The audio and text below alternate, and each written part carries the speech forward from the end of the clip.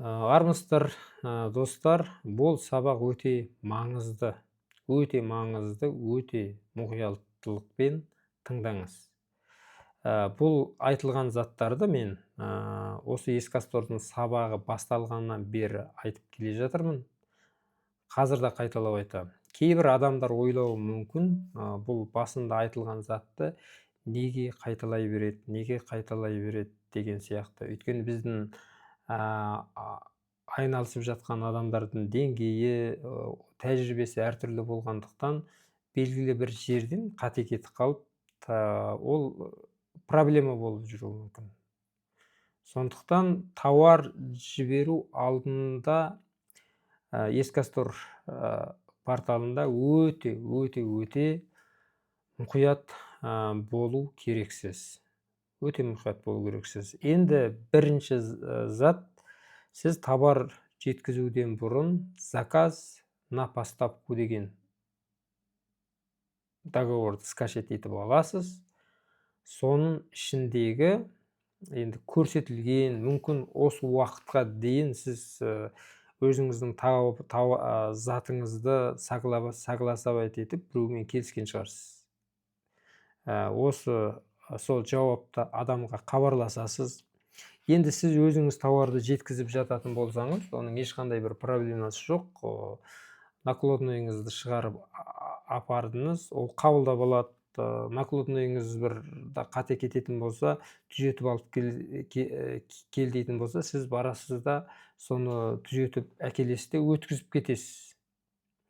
Ал енді сіз поштамен салып жіберген жағдайда, мысалы сіз тауарыңызды поштамен салып жіберген жағдайда, тауарыңыз қандай да бір қате болатын болса, ол қиын. Сіз документіңізді кейін қайтадан поштамен салу керексіз. Не болмаса барып тұрған тауарыңызды қабылдамай қоюы мүмкін. Документ жағынан өте мұқият болыңыз, ол бірінші жағдай. Екінші жағдай, сіз мысалы поштамен жіберіп жатырсыз деп ойлап көретін болсаңыз, сіз міндетті түрде қабылдап алатын адамның аты жөнін, телефон нөмірін, адресті қате кетірмей жазу керексіз. Содан кейін поштада сіз отырған кезде міндетті түрде айту керексіз. Доставка жаңағы заказчиктің есігіне дейін бару керек, яғни мекемеге дейін бару керек деп айту керексіз. Курьермен бару керек деген сияқты айтпасаңыз, сізде қандай да бір жағдаймен, мысалы, сіз өзіңіз дұрыс айтпадыңыз, поштада отырған қызметкер адресті белгілей салды. Ол тек қана отделениеден алып кететін болып, сіз оформление жасап қоятын болсаңыз, заказчик тарап ешқашан жіберілген затты отделениеден алып кетпейді.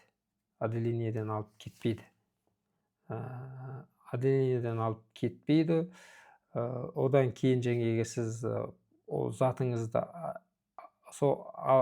алмай қоятын болса, өте сізге қиын болады. Ол затыңызды сіз кері қайта поштамен бері алдыру керек. Сіз басқалай бір адам жіберіп, ол сіздің поштадағы затыңызды алып кетіп, мекемеге апарып бере алмайды. Бұндай жағдайлар біздегі таныстардың ішінде кезіккен. Сонымен қатар, мысалы сіз поштаға барып отырдыңыз, сіз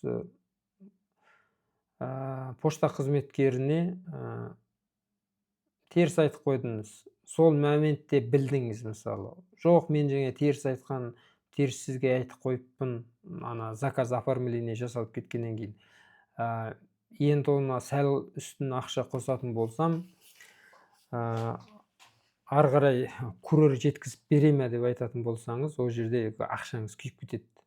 Айтады, сіз егер бұл заказыңыз қайта заказчиктің мекемесіне дейін баратын болатын болса, онда қайтадан ақша төлеп, қайтадан оформление жасайсыз дейді.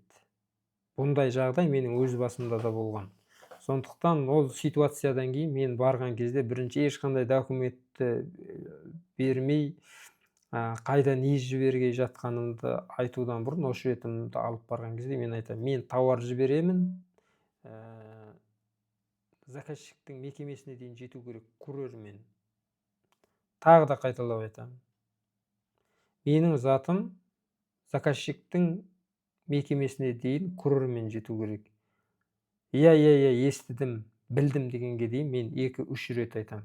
Өйткені бірінші рет қателескендіктен ондай қателік қайталанбас үшін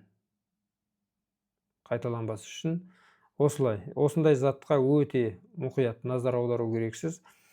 Договорды ашып оқыған кезде де кейбір мекемелерде де болады, достар. Мекемелерде болады. Қандай да бір затты жібермес бұрын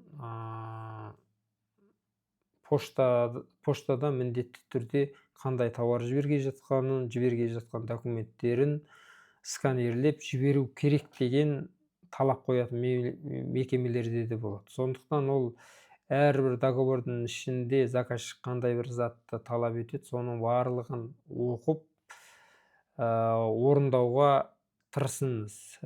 Қандай да бір сұрағыңыз бар болатын болса, сол жаңағы договорда көрсетілген контакт нөмірлерге хабарласып сұрап біліңіз. Міндетті қосымша бір тауар жеткізу барысында шаблондар сұрайды, жіберіп соны толтыру керек болатын болса, соны да толтырасыз. Мысалы ретінде біз Қаражанбас мұнай деген Ақтаудағы бір мекемеге зат жібереміз. Ол жердің талабы сондай. 3 күн бұрын документ жіберу керексіз. Барлық документтеріңізді тексеріп, барлығы дұрыс жібере бер деген кезде біз жібереміз. Біршама осы уақытқа дейін сондай қателіктер болды. Сондықтан әр мекемеге керек талаптарын солай біліп аласыз. Ол ар жақтағы адамдарды да сіздің жіберген тауарыңызды қабылдайтын болғандықтан, қандай да бір документі теріс келіп қалатын болса, ол адамдарға да проблема болады. Сізге де проблема болады. Сондықтан жаңағы осындай бір заттарды негізі мүмкіншілігіңіз болатын болса, сол әрбір тауар жіберуден бұрын бір документіңізді поштаға жібертіп, тексертіп алғаныңыз дұрыс. Енді мен қаншама ақпараттар беріп жатырмын. Енді бір қолымнан келгенінше енді көмек тиет деген мақсатта. Сондықтан әрбір затқа мұқият болыңыздар, қосымша ізденіңіздер.